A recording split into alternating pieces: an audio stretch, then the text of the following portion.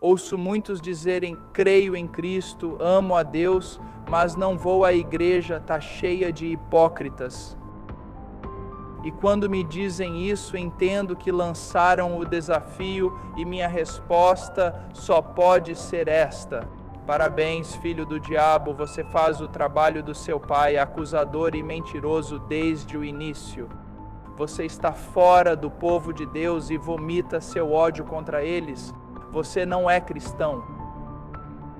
Apesar dos problemas na vida da igreja, pois na comunidade e nos relacionamentos sempre haverá desafios, não podemos nos separar do povo de Deus, nós o amamos.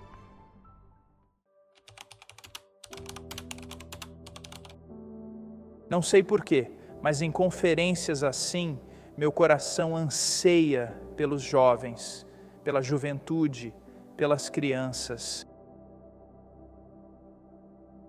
Para aqueles que saíram da infância e estão entrando na vida adulta ou são jovens adultos. Meu desejo é que, embora se esforcem para viver de certa forma, vocês não percam o cerne do Evangelho, o trabalho interno do Espírito de Deus que traz uma mudança na sua natureza. Essa mudança faz de você uma nova criatura, o que gera uma mudança de afeições. Essas afeições o levam a Deus, a sabedoria da sua palavra e a grandeza da sua lei, não como um fardo, mas como algo magnífico e alegre a ser descoberto e vivido. Quero ter certeza de que vocês saiam daqui convertidos, firmemente unidos a Cristo, cheios do Espírito Santo de Deus. É meu desejo, creio que é o de todos nós e o de Deus. Quero ter certeza que você está seguro em Cristo da forma mais bíblica possível. Agora, a questão é, como determinar se realmente estamos em Cristo? Bem, há muitas coisas que teríamos que discutir esta noite. Teríamos que analisar sua experiência de conversão e o evangelho que a gerou. Você ouviu sobre um evangelho de um Deus justo? E sendo justo, Ele não pode simplesmente perdoar sem que sua justiça seja satisfeita. O evangelho da sua conversão falou que na cruz seus pecados foram imputados a Cristo e ele sofreu a ira do Deus Todo-Poderoso. Com sua morte, satisfez a justiça divina, acalmou a ira de Deus e permitiu o perdão do pecador, porque seus pecados foram expiados. Esse é o evangelho que você conheceu? Você ouviu falar de um evangelho da ressurreição que não terminou no túmulo, mas uma proclamação gloriosa de que Jesus, que morreu por nossos pecados, teve o poder de sua morte confirmado pelo Pai, que o ressuscitou no terceiro dia e que ele ascendeu à direita de Deus Todo-Poderoso. E lá ele reina, não como um Senhor futuro, mas como o atual Senhor da glória, o Rei. Meu amigo, há um sentido em que as nações ainda existem, mas há outro em que todas as nações não passam de uma flor cortada. Porque na verdade só existe uma nação, um povo, um rei, e esse rei é Jesus Cristo. Todos os outros brincam aos seus pés. Chamam-se governadores, reis e presidentes, mas brincam aos seus pés como crianças, pois só Ele é Rei. Sua soberania reina sobre as nações, e se reina sobre as nações, certamente reina sobre os corações do seu povo. Esse é o evangelho que você ouviu? Foi um evangelho que, pela autoridade de Deus, ordenou que você se arrependesse dos seus pecados, mudasse sua mentalidade? Você diz, irmão Paul, que arrependimento é só mudar de ideia? Não é superficial demais? Absolutamente não. Seu problema é que você não entende o que é a mente. A mente é o núcleo da sua vontade, do seu arbítrio, das suas emoções. Mudar de ideia é mudar tudo em você. Como eu dizia hoje, o exemplo perfeito de arrependimento é o apóstolo Paulo. O que aconteceu com ele na estrada para Damasco? Uma coisa, ele mudou de ideia. Imagine isso, esse homem parte para Damasco. Ele crê que Jesus Cristo é o maior blasfemador que já existiu e acha que seus seguidores merecem, no mínimo, prisão e, no máximo, a morte. Mas ele é confrontado pelo próprio Cristo nessa estrada e, naquele momento, sua mente mudou completamente. Por isso, ficou 3 dias na escuridão, sem comer nem dormir. Por quê? Sua realidade foi destruída e substituída pelo oposto do que pensava antes.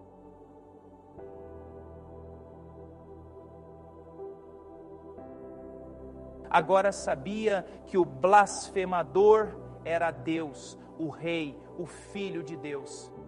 E as pessoas que ele perseguia eram o povo do Altíssimo. Isso é arrependimento. Mente mudada leva a vida transformada. O evangelho que ouviu falava do poder da salvação, além de mera decisão humana.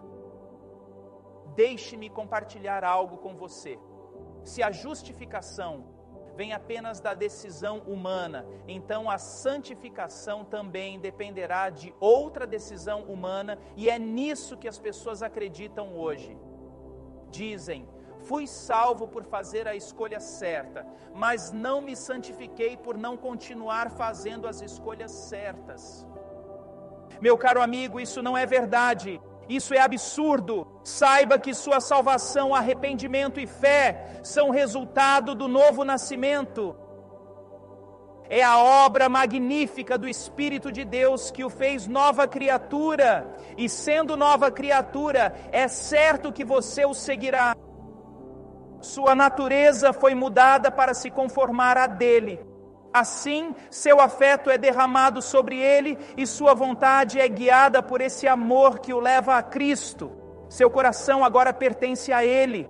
Você não quer nada além dele. Você só deseja sua lei, sua sabedoria, sua palavra. Oh, que Deus poderoso com uma salvação poderosa. É isso que temos aqui hoje. Esse é o evangelho que você ouviu? E você ouviu esse tipo de evangelho que, se alguém está em Cristo, ele é uma nova criatura. Isso é mais que só uma mudança de vontade. Agora tratamos da ontologia, a mudança da natureza do ser.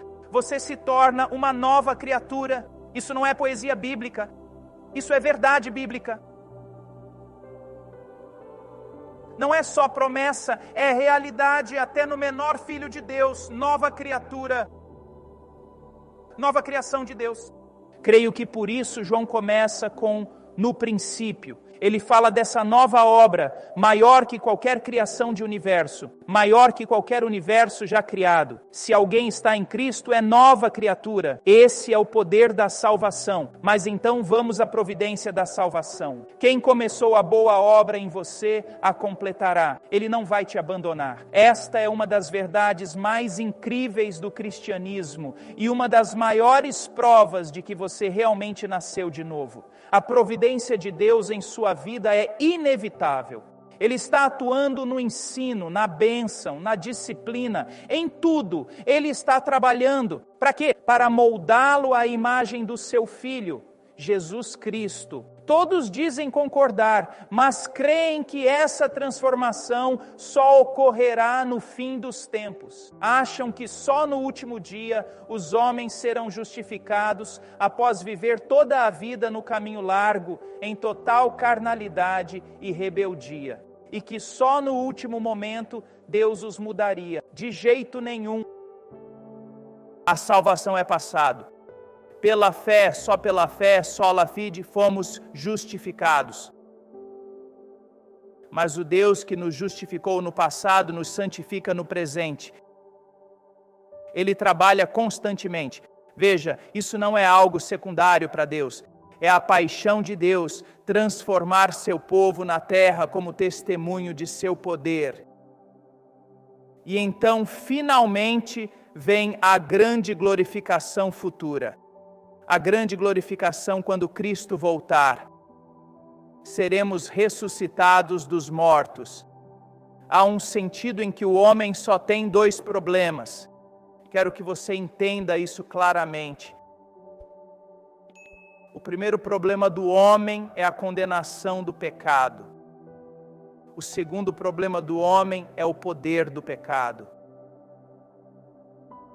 A condenação foi resolvida na justificação, não há mais condenação. Por quê? Por Cristo, por nossa própria virtude e mérito? Absolutamente não. Pela virtude de Jesus Cristo, somos justos diante de Deus na sua justiça. Então, a condenação do pecado foi eliminada para quem crê em Cristo. Mas e quanto ao poder do pecado? Bem, a justificação trata da condenação e a regeneração lida com o poder do pecado, nos tornando novas criaturas. Não digo que o cristão alcance um nível espiritual livre do pecado ou da luta contra ele. De modo algum, mas pela regeneração nos tornamos novos, com desejos e inclinações diferentes, voltados para Deus e a piedade.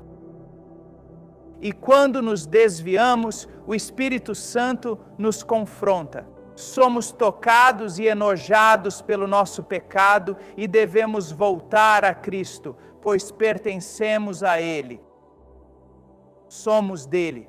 É com base nisso que Paulo pode se dirigir à igreja em 2 Coríntios. Vamos abrir lá, capítulo 13, e dizer o seguinte. Agora, 2 Coríntios, capítulo 13, versículo 5. Sabemos que a igreja em Corinto é famosa por coisas que hoje não os orgulhariam. Como um pregador sensato usaria esta igreja para defender o cristão carnal? Não consigo entender. Nestas cartas não vemos defesa do cristão carnal vivendo sempre em carnalidade. Pelo contrário, vemos essa doutrina refutada. Como? Nas cartas, não vemos esses crentes ao longo de toda a sua vida. Vemos um momento em que o pecado atingiu o centro da igreja. Mas isso significa que continuou assim para sempre? Não, vemos um grande arrependimento lá, não é? Vemos zelo pelo ódio ao pecado e um retorno a Deus. Um crente pode pecar, um crente pode cair. Mas a graça e poder de Deus não permitirão que ele fique lá. Ele se levantará, ele dará frutos 30, 60 e 100 vezes mais. Ele dará. Por isso Paulo diz à igreja onde alguns se desviaram: examinem-se na fé. Não reconhecem que Cristo está em vocês, a menos que falhem no teste. Agora, o que ele faz aqui é raro na comunidade evangélica moderna. Se alguém dissesse a um pregador hoje, não sei se sou salvo, a maioria faria isto. Eles diriam, bem, deixe-me perguntar uma coisa. Houve um momento em que você orou pedindo Jesus entrar no seu coração? Sim. Bem, você foi sincero? Acho que sim. Então veja, Cristo está em você, Ele prometeu entrar em você. Isso é só o diabo te incomodando. Se eu ganhasse 1 centavo cada vez que eu ouvi isso, poderíamos apoiar todos os missionários necessários na janela 1040. É verdade. Ou ouço pessoas dizerem algo assim sobre uma criança na igreja há um tempo, que professou fé e parecia seguir a Deus e sua lei por um período, aos 16 ou 17 anos, foge como um potro selvagem saindo do estábulo, vive em total imoralidade e seu pastor e pais vão até ele e dizem algo assim, você é cristão. Precisa agir como tal. não deve agir assim, você é um crente. Paulo não lidaria assim com essa pessoa.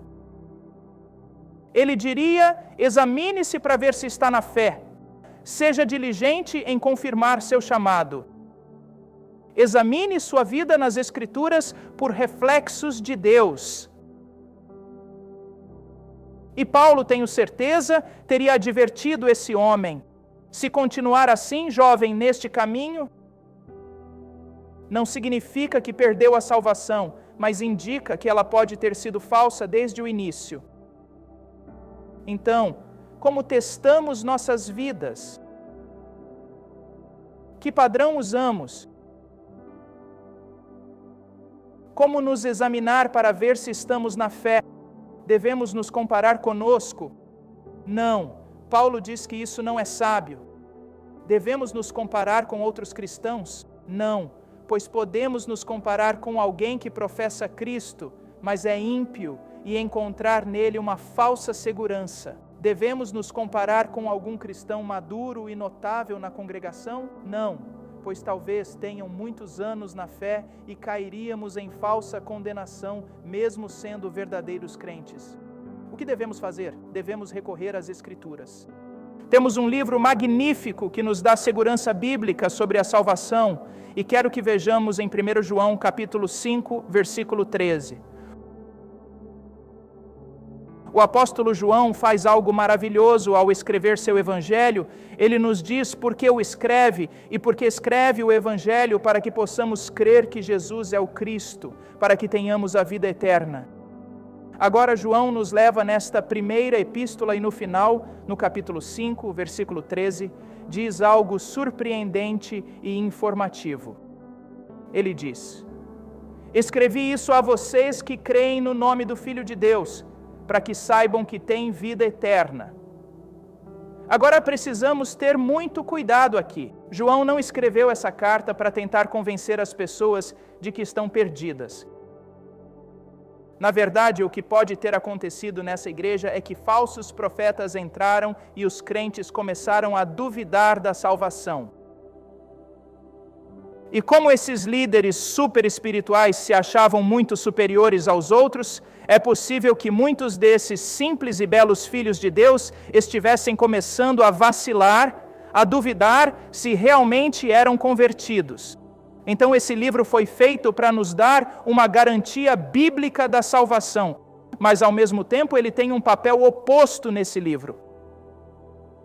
Também podemos começar a perceber: será que minha alma está bem comparada às evidências da palavra de Deus? Devo ter certeza de que sou crente? Ou talvez eu deva ter um temor saudável que me leve a buscar conselhos e examinar se sou realmente um crente. E é isso que quero fazer esta noite. Obviamente não posso abordar o livro todo, mas quero fazer alguns testes iniciais de conversão. E quero apresentá-los a vocês. É incrível. Preguei isso há anos numa igreja evangélica típica, e depois o pastor me disse: Paulo, quando começou a pregar, pensei que tinha 4 ou 5 mulheres na igreja que dão todos os frutos cristãos, mas elas sempre lutam com a certeza, sempre se sentem fracas, sempre carecem daquela grande confiança que deveria ser delas. Eu temia que sua pregação sobre isso as levasse a duvidar ainda mais. Nunca usei 1 João assim, não sabia que esse era o propósito do livro. E quando você começa a pregar, comecei a olhar para as senhoras e vi a alegria tomar seus rostos. Agora veja-as lá atrás na igreja se regozijando de um jeito que nunca vi antes.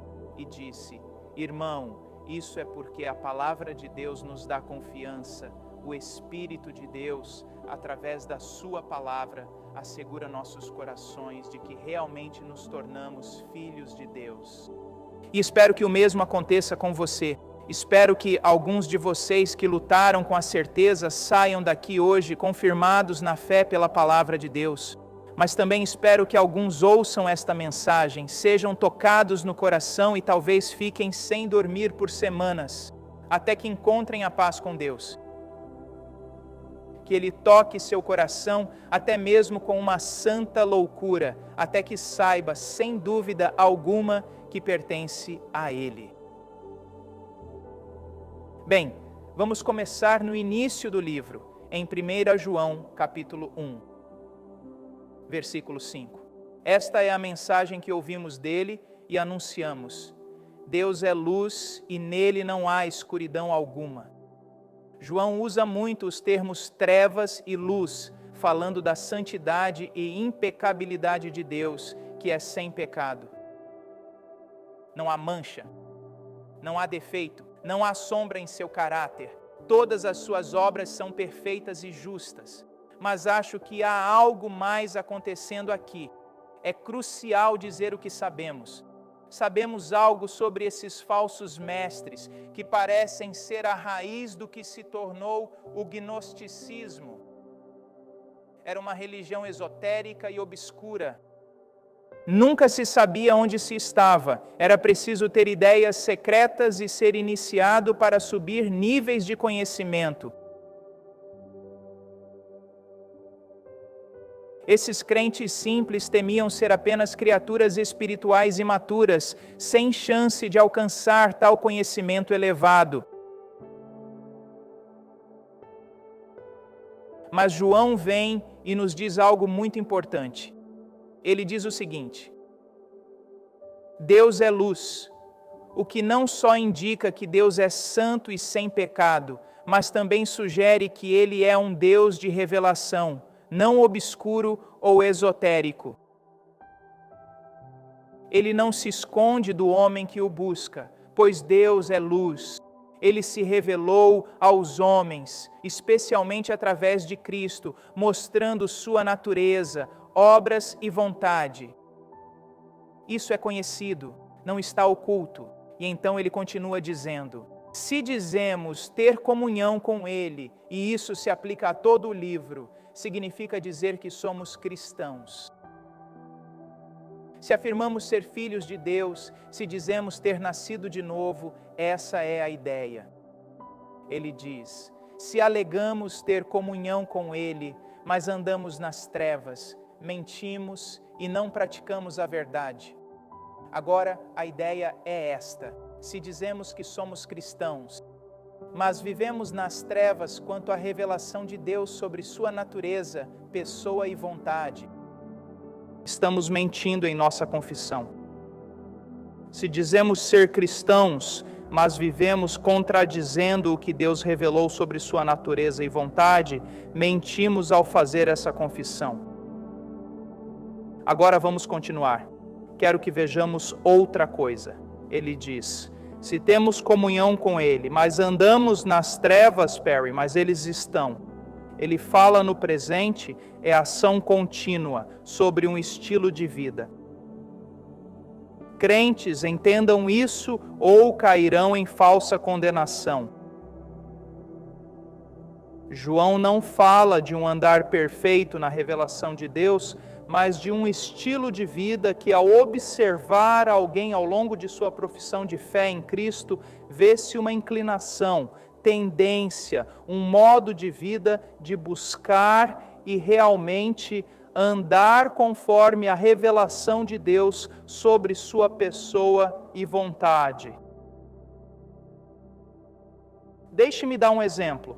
Se você me seguir com uma câmera digital simples, não com algo que grave vídeo, mas apenas uma câmera com função de foto instantânea, não demoraria muito para você me flagrar em um momento de pecado. Talvez eu fique impaciente, talvez eu seja ríspido com alguém, talvez eu seja preguiçoso. Você poderia me seguir e no momento em que isso acontecesse, tirar uma foto e então vir aqui no próximo ano, nesta conferência, colocar a foto na parede e dizer: viu, eu disse que Paul Washer era réprobo. Eu disse que ele não era convertido. Olhem, ele claramente não anda na revelação da pessoa e vontade de Deus.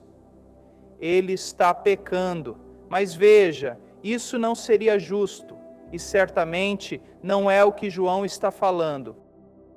Mas se você me seguisse por dias, semanas, meses ou até anos, com uma câmera de vídeo ligada continuamente, apenas me seguindo, e então você capaz de reproduzir esse vídeo por completo, você teria uma ideia melhor do que João fala. Ele não diz que o crente em Cristo nunca se afasta do que Deus revelou sobre si e sua lei. Não. Ele diz que ao ver o curso da vida do crente, você pode notar essa tendência, provavelmente crescente, de se ajustar e suas ações cada vez mais à natureza e vontade de Deus. Agora, a minha pergunta para você é esta: isso é uma realidade na sua vida? Entenda, quando falamos disso, quando subimos as montanhas, meio que vivemos nelas, mas quando vamos mais alto, você sabe que não seguimos um caminho reto. Por exemplo, não é uma subida sem pausas ou intervalos, certo? Mas você sobe dessa forma. Sobe, desce, sobe, desce, sobe, desce, sobe, desce. Mas mesmo lá, apesar de subidas e descidas no caminho, vemos uma altura sempre crescente em nossa jornada. É assim na vida cristã. O Deus que iniciou a boa obra em você a completará. Haverá grandes lutas contra o pecado. Às vezes poderão ocorrer quedas significativas. Mas ao longo da vida, andando com Deus, se você realmente for filho dele, as pessoas verão que cada vez mais sua vida está se conformando ao que Deus revelou sobre si e sua vontade na palavra. E essa palavra será sua força e confirmação. Este é o primeiro teste. O Filho de Deus anda na luz como estilo de vida. Agora, vamos a uma verdade maravilhosa que segue, tão importante e perfeita na ordem. No versículo 8 ele diz: se afirmarmos não ter pecado, enganamos a nós mesmos e a verdade não está em nós. Se confessarmos nossos pecados, Ele é fiel e justo para nos perdoar e nos purificar de toda injustiça. Se dissermos que não pecamos, o fazemos mentiroso e sua palavra não está em nós. Creio que há forte evidência neste texto contra qualquer ideia de perfeição sem pecado na vida do crente. O que aprendemos disso? Como pode ser um teste de verdadeira conversão? O verdadeiro crente lutará contra o pecado e terá muitas vitórias sobre ele.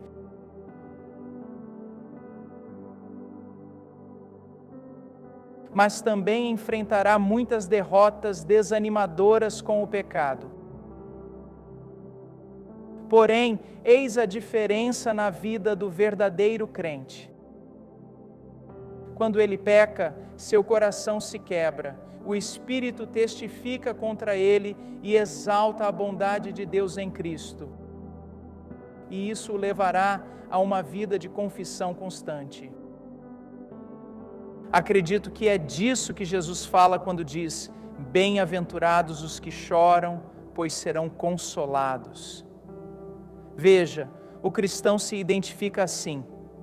É cada vez mais difícil tolerar o pecado em sua vida, e quando peca, quando cai na luta, isso gera confissão. E ao pedir perdão, confia mais em Cristo, se apega a Ele. Um descrente não conhece essa atitude em relação ao pecado. Um descrente pode sentar numa igreja cheio de pecado, ouvir sermões diretos à sua consciência e nem se mover 1 milímetro. Não é incrível? Não é incrível? Isso já aconteceu muitas vezes. Falei com outros pastores e eles me disseram o mesmo. Às vezes, você está pregando numa igreja. De vez em quando, há um movimento muito especial e único do Espírito de Deus. Já vi isso enquanto pregava, talvez deste lado, pessoas começam a chorar e o choro se espalha, com outros chorando por seus pecados. O incrível é que algumas pessoas até se levantam, mesmo sem eu fazer um convite. Elas foram ensinadas assim. Elas vêm à frente no meio da pregação chorando. E sabe qual é a coisa mais surpreendente? As pessoas que vêm à frente chorando, com o coração partido pelo pecado, são conhecidas na igreja como as mais devotas a Cristo, as mais sinceras na fé. Enquanto isso, as pessoas mais ímpias e perturbadoras da igreja ficam sentadas, como se não tivessem consciência alguma, pois realmente não têm.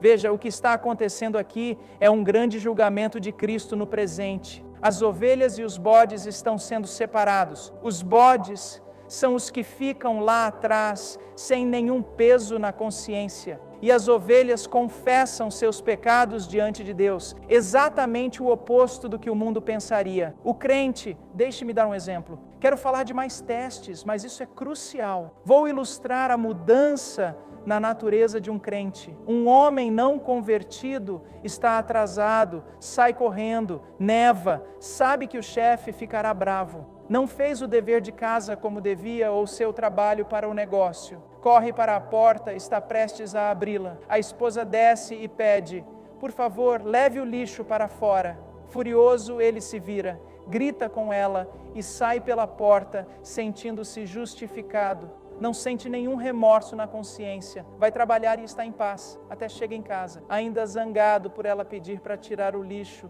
quando ele teve um dia tão difícil. Agora, digamos que 3 semanas depois esse homem se converta e nos próximos 8 meses comece a crescer em Cristo. E então novamente é inverno e o homem acorda tarde.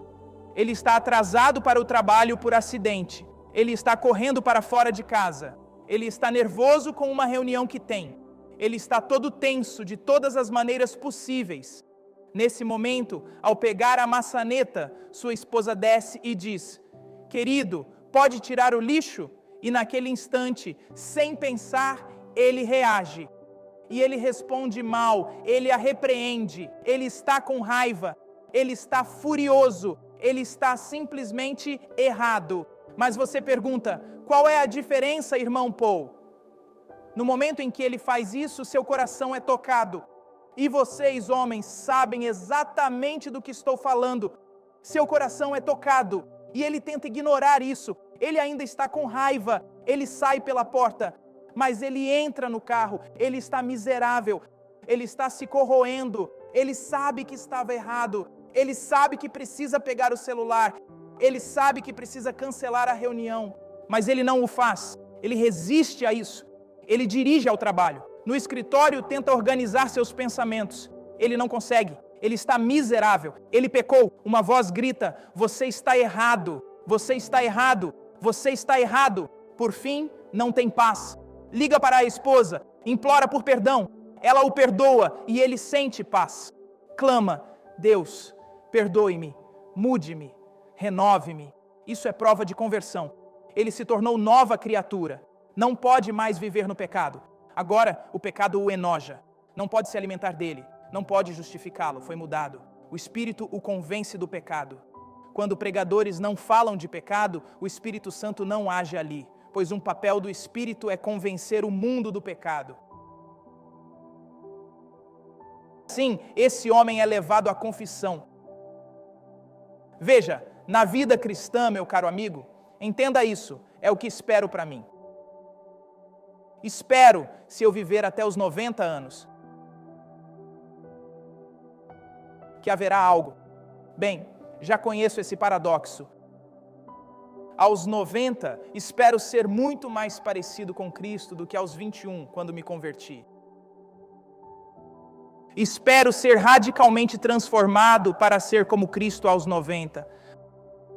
Mas garanto que, se for, verei mais pecado em mim do que aos 21. E embora eu veja esse pecado, meu lamento será mais profundo, mas minha alegria também, pois ver mais pecado não me aflige até a morte. porque com isso tenho maior revelação da graça de Deus em Jesus Cristo. E minha alegria vem só de Cristo, sua virtude e mérito, não de mim. Não mais esperando em nada além de Cristo, sendo feito milhares de vezes mais santo do que no início e ainda mais sensível ao pecado do que jamais imaginei. Irmão, essa é a esperança da vida cristã. Aquele que iniciou uma boa obra em você, a concluirá. Uma grande evidência da salvação não é sermos sem pecado, mas nossa reação ao pecado em nossa vida. Agora vamos ver outro exemplo. Diz no versículo 3 do capítulo 2: por isso sabemos que o conhecemos, se guardarmos seus mandamentos. Como diz um amigo meu, irmãos, para entender isso, meu Deus, não é ciência de foguete, ele diz. Para entender, ouça. Por isso sabemos que o conhecemos, se guardamos seus mandamentos. Talvez você pense, então estou condenado, pois olho os mandamentos e falho de novo. Entenda do que João está falando. Ele fala de um estilo de vida no contexto da santificação. O incrédulo na igreja, em Sião, não quer saber a vontade de Deus pelos mandamentos. Ele não quer ouvi-los, ignora-os, e mesmo os que conhece, quando quebra, não liga, não se aflige em sua consciência, ele apenas segue em frente, vive como alguém sem lei. E Jesus diz em Mateus 7, assim será condenado. Mas o verdadeiro crente cresce e se deleita nos mandamentos de Deus, se alegra na sabedoria e preceitos encontrados em sua lei por toda a Escritura e gradualmente cresce nesse deleite, buscando se conformar a esses mandamentos. Ao longo da vida, vê-se uma crescente entrega dessa pessoa a uma obediência cada vez maior. Vê-se uma simples mudança de direção na vida do crente, onde o incrédulo não ligava para os mandamentos de Deus, o crente cresce em seu afeto por eles, onde o incrédulo não se importava em se conformar ou não. O crente lamenta sua falta de conformidade e busca uma maior conformidade. Ele se inclina para esses mandamentos. É incrível para mim hoje. Sinceramente, não entendo a aversão da comunidade evangélica à lei de Deus. Não consigo entender. Na verdade, nem consigo entender o ódio dos incrédulos à lei de Deus. Deixe-me dar um exemplo. Eu ensinava na Europa, numa universidade, e alguém disse que a lei de Deus só nos limita e faz essas coisas. E eu, eles simplesmente não gostavam da lei de Deus. Então fiz uma pergunta aos alunos. Eu disse, deixe-me perguntar algo. Que parte da lei de Deus você odeia? É a parte que diz, não mentirás? É a que diz, não roube a vida e esposa de outro, destruindo sua família? É a parte sobre não cobiçar? Para evitar guerras e mortes, me diga, que parte desta lei é tão feia para você? E se isso que falei é tão feio para você, o que isso diz sobre você? Que ser maligno e depravado você é para odiar leis que pedem respeito, não mentir ou matar? Não entendo, mas é assim também com a comunidade evangélica. Comecei a falar da lei de Deus como um prazer no coração e me chamam de legalista. Eu disse, e quanto a isso, você não ama? E o livro de Provérbios, isso faz você odiar? E o que há em tudo isso? Eu só acho lindo. Você acha a lei de Deus, seus mandamentos, sua sabedoria? Você lê Provérbios e acha algo? Talvez tenha lido 100 vezes, mas de repente acha algo novo e fica empolgado. Você se encanta com isso. Essa é uma marca do cristianismo, mas o cristianismo que odeia a lei e sabedoria de Deus e busca brechas nela para encher sua fé com cultura mundana. Se você é esse tipo de pessoa, tenha medo. Que no dia do juízo você estará nu diante de Deus, sua vida exposta e sua alma lançada no inferno, pois foi julgado como alguém que se dizia discípulo, mas vivia como se Deus não tivesse dado leis a seguir. Você se deleita na lei de Deus? Vamos rapidamente para outro teste. É um dos meus favoritos. Versículo 6. Quem diz permanecer nele, em Cristo, deve andar como ele andou. Às vezes digo isso e vejo alguém na frente desistindo de toda esperança e salvação naquele momento. O que você quer dizer? Certamente não me converti. Andar como ele andou. Não tenho esperança. Deixe-me esclarecer com uma história da minha infância. Fui criado numa fazenda, criávamos gado e cavalos 1/4 de milha em Illinois. Às vezes nevava e meu pai me acordava por volta das 5:30 da manhã. Eu era só um garotinho, talvez 6 anos de idade, e ele sempre dizia: Paulo, meu filho, o primeiro versículo da Bíblia que decorei. Paulo, meu filho, levante-se, não há descanso para os ímpios. Era isso que ele dizia. Eu ia lá fora, meu pai era um homenzarrão de passadas longas, e íamos dar água aos animais, porque quebrávamos o gelo dos baldes, enchíamos de água e atravessávamos o curral. Ele levava um balde em cada mão e andava na neve com as maiores passadas que você possa imaginar. Bem, quando eu era pequeno, achava que meu pai era simplesmente meu herói. Eu tinha medo dele, mas ainda assim era meu herói. Eu enchia meu balde e estava determinado a pisar nas pegadas dele ao atravessar o curral. Eu parecia uma aranha bêbada. Eu caía no curral. Se alguém de fora me visse fazendo isso, talvez tivesse zombado de mim.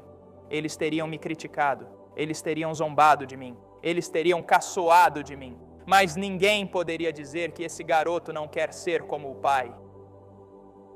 Em meus erros e acertos, dá para ver que o menino quer seguir os passos do pai como um crente.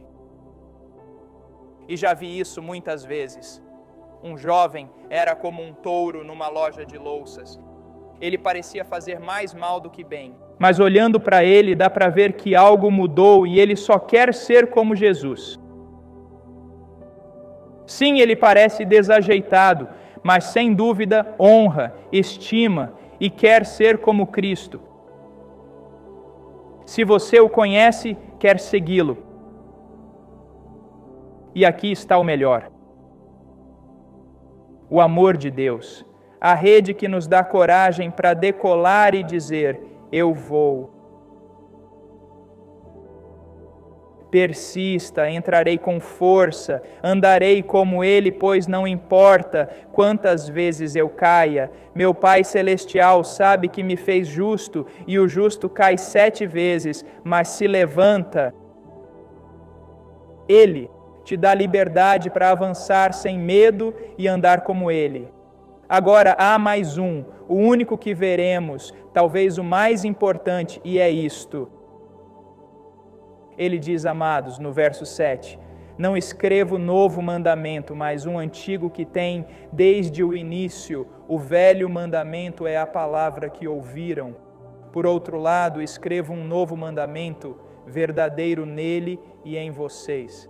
É verdade nele e em vocês, pois as trevas passam e a luz verdadeira já brilha. Do que ele está falando? Ele fala sobre o amor. Como o amor é um mandamento antigo e novo. É um mandamento antigo. Não preciso argumentar, só leia Deuteronômio. Você achará o amor de Deus nesse livro. Vê o amor de Deus em cada página da Bíblia, quando bem lida. O amor sempre foi central na economia de Deus. Amor, então, é antigo, sempre nos mandou amar.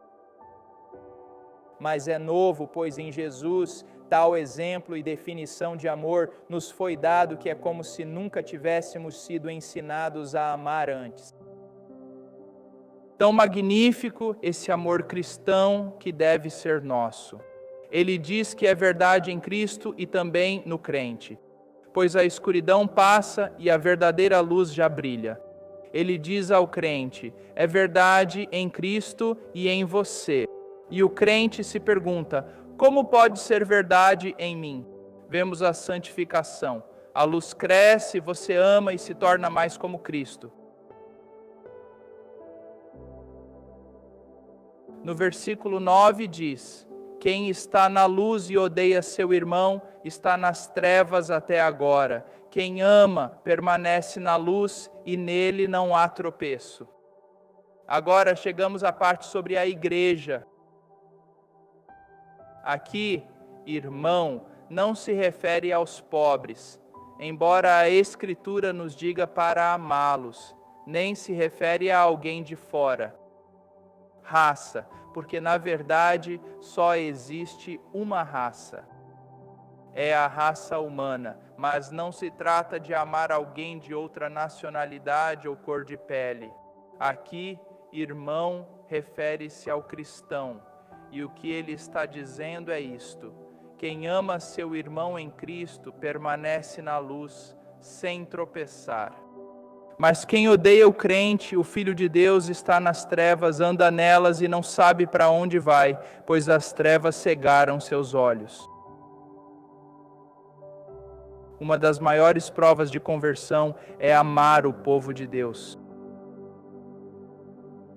Você ama o povo de Deus. Antes de me converter, eu malhava num lugar bem em frente à primeira igreja batista, do outro lado de uma rua estreita. E quando os cristãos iam à igreja no domingo à noite ou quarta, se eu estivesse na academia malhando, eu abria as janelas e a porta da academia e botava o pior rock, heavy metal, só para incomodar eles. Minha música favorita era Highway to Hell, do AC/DC. E eu adorava fazer isso. Nem sei porque eu tinha tanta raiva dentro de mim. Mas quando Deus me salvou, eu queria estar na igreja. Se a minha não tivesse culto, eu procurava no jornal algum avivamento para ir. Depois do culto, eu ficava na porta esperando alguém me levar para casa e falar das Escrituras. Seu coração muda em relação ao povo de Deus. Uma grande prova de que você é cristão é querer estar com o povo de Deus em comunhão e serviço. Sei que falam muito sobre divisão no corpo de Cristo e essas coisas. Eu, particularmente, discordo. Jesus orou pela nossa unidade. A nova aliança, em Jeremias 31 e 32, fala da união do povo de Deus. Creio que somos um. Já me sentei em aviões, andei por selvas e encontrei pessoas que nunca tinha visto antes. Ao conversar, descubro que são crentes, vejo que amam Jesus. Nesse momento, eu morreria por eles porque somos um. O que vamos fazer? Bem, temos que marcar uma reunião. Vá em segredo a cada casa e convoque uma reunião. Todos os fiéis estão lá agora às 4 da manhã. E isso é o que eles dizem.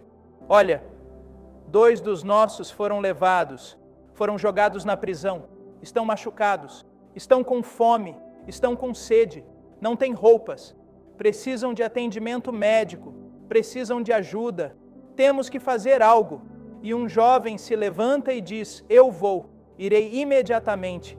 Um irmão sábio diz, jovem, obrigado, mas entenda, se você for àquela prisão, levar água, remédios e roupas, podem te associar aos 2 e te prender, arriscando sua vida. Pense bem sobre isso. Ao ouvir isso, alguns na congregação começaram a... Alguns resmungam, olha, isso é imprudente. Quem for lá será pego, ninguém deve fazer nada. Vamos manter isso em segredo. Se alguns forem pegos, todos seremos. Vamos deixar o assunto para lá. Não há nada que possamos fazer. O irmão mais velho e sábio se levanta e diz, não, Cristo nos ordenou. Se somos crentes, amaremos a todo custo e iremos, não importa o que aconteça. E os que resmungavam dizem: já chega. Vimos a direção que isso está tomando. Achamos que a cada semana vocês ficam mais fanáticos. Não queremos nada com isso. Estamos fora. Uns 15 saem e o jovem se levanta de novo e diz: eu vou, ainda quero ir, preciso ir. E outro crente diz: vou com ele, eu vou. Nós vamos. Os crentes correm, pegam água, bandagens, roupas e comida e vão à prisão visitar Cristo. Tudo funciona perfeitamente em conjunto. Uma grande prova de que nascemos de novo é amarmos o povo de Deus na prática, não com palavras, mas com ações. Amamos o povo de Deus e os amamos sacrificialmente. Uma das minhas grandes paixões é unir o povo de Deus nesse sentido. Passei muito tempo vendo o povo de Deus sofrer em outros países. Poderia contar histórias que você não acreditaria. Histórias tão terríveis que não poderiam ser contadas em público. Lembre-se dos seus irmãos presos. Lembre-se dos seus irmãos sem Bíblias. Lembre-se dos irmãos sem sã doutrina. Lembre dos irmãos sem os privilégios que você teve e que, como eu, tomou por certo. Lembre-se dos seus irmãos em todo o mundo. Lembre-se deles. Demonstre seu amor. Confirme seu chamado e eleição. Crente, temos segurança de várias formas. A certeza pode vir sobrenaturalmente, envolvendo vontade, emoções e afetos na conversão. Um grande testemunho do derramamento do amor de Deus em nossos corações. Isso é maravilhoso, mas não é prova por si só. Ao crescer, vemos a providência de Deus agindo em nossa vida ao longo dos anos. Essa é uma prova adicional.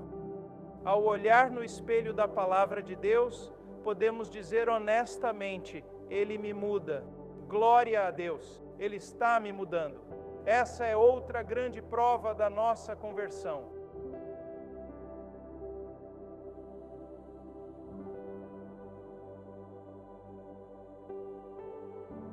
Uma das maiores provas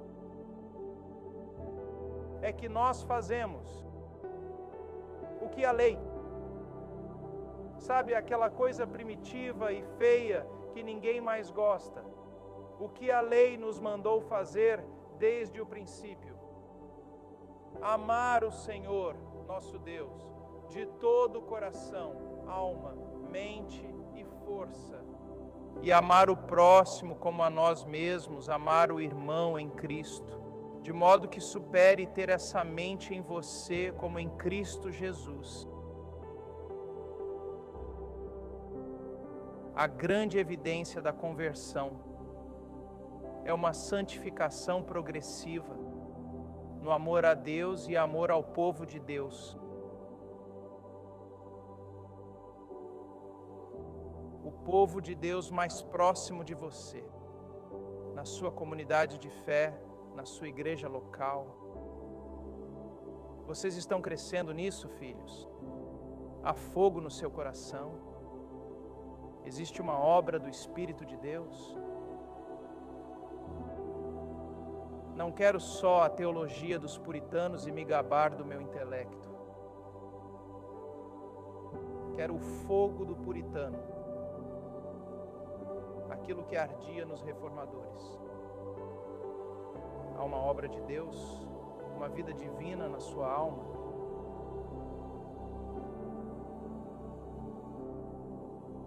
Você é cristão? Vocês os conhecerão pelos seus frutos. Deus os abençoe.